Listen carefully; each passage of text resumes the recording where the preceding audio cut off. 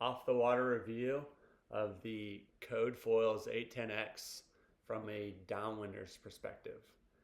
I've had the opportunity to ride this thing now uh, probably 5 or 6 times, um, and just downwinding, not proning, not winging. And this review is not uh, in reference to any of those disciplines. It's purely from a downwinders perspective. Unfortunately, the run that I was doing and that I was videoing live started off really great, and as often happens on the East Coast, it got really crappy really fast. But that's okay because I got to kind of review it in really good conditions and really bad all in the same review. So I want to talk about the things I really like about this wing, the things I don't like about this wing, and really who it would be best for. Um, Obviously, the biggest pro of this wing, or the thing I like about it the most, is just the fact that it turns amazing. And I think that's the whole, X series from I think it's the biggest one they got is the 985 to whatever the smallest one is. They're just going to turn way better than the S, and obviously a lot better than the R series. Um, but that comes with some sacrifices.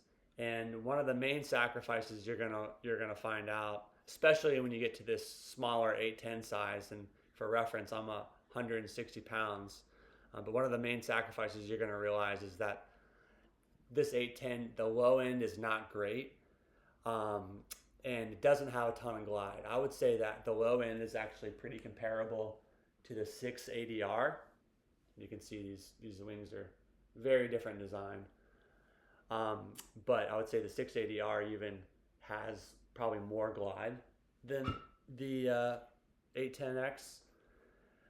And really, who is this wing for? Well, I would say it's really meant, if you're going to downwind on it, obviously it's probably great for proning in good conditions, or I would think that it would be amazing for winging, when you have a discipline where you have that constant power source, or even wake foiling, if that's what you want to do, if you're just really trying to rip turns and you're powered up.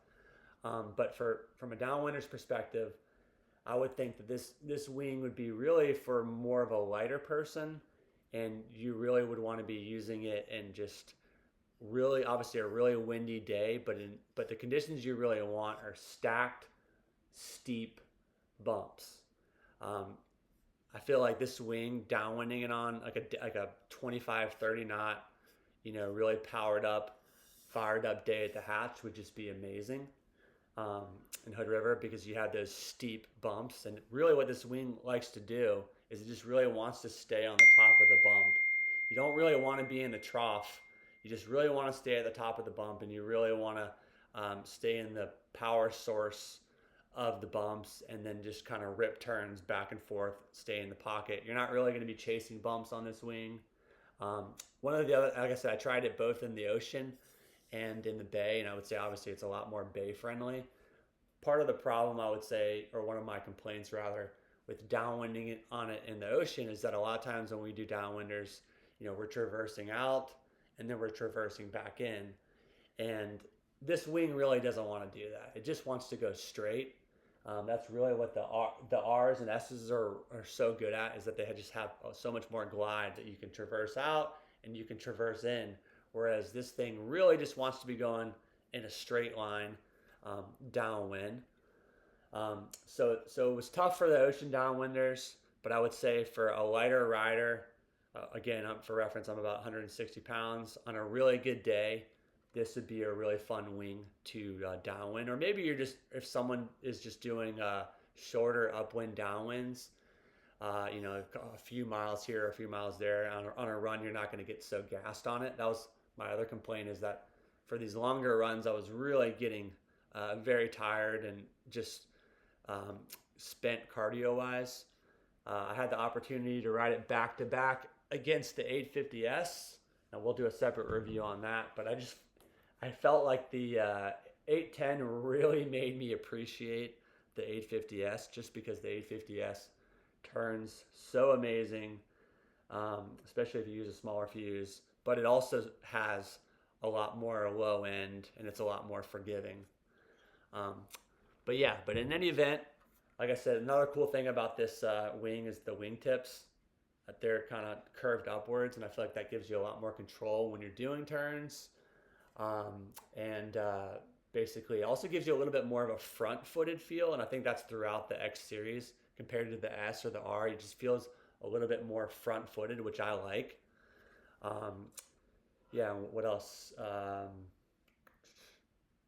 Yeah, I mean it's a great wing. I'm gonna keep it in the quiver for now. I'm not gonna get rid of it. I just think I haven't really had the best conditions for it, but I also don't think it's gonna be a daily driver by any means. It's gonna be something that I'm really gonna be using mostly for bay downwinders and in really lit up powered conditions. I have ridden the 985X, and like I said, we'll do a separate review on that. But I found that to be way more forgiving, and I've heard that the 890 is kind of maybe the sweet spot. But yeah, I think if you're a lighter rider, or you're really already an amazing downwinder, and you really just want to give yourself a challenge to just mix things up and do more turns, and if you're interested in a different type of downwinding, just like I said, staying in the pocket and just ripping turns the entire downwinder, this would be a great wing for you. Yeah, so I hope you guys enjoy the review, and yeah, give the 810X a try. Cheers.